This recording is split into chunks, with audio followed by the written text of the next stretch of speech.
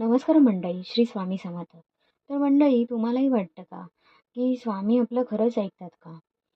तर त्याचं उत्तर आहे होय. स्वामी आपलं ऐकतात आणि अगदी छोट्या-छोट्याही गोष्टी ऐकतात. तर तसाच माझाही किस्सा आहे. एक दिवस ऑफिसवरून निघाले घरी जाण्यासाठी आणि बससाठी वेट करत होते. बस गेली अर्धा तास झाले, काही येईना.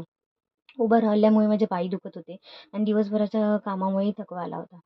सो बस आली आणि प्रचंड भरलेली होती. बसायला अगदीच जागा नव्हती.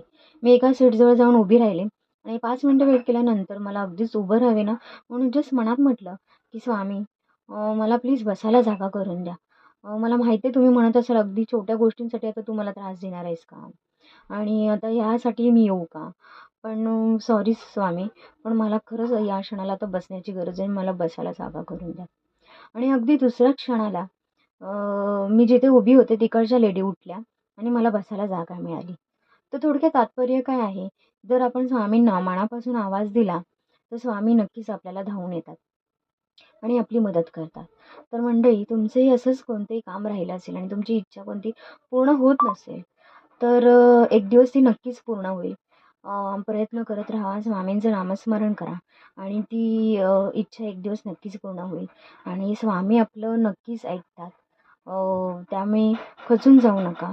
एक दिवस ती गोष्ट तुम्हाला मिळणार आहे.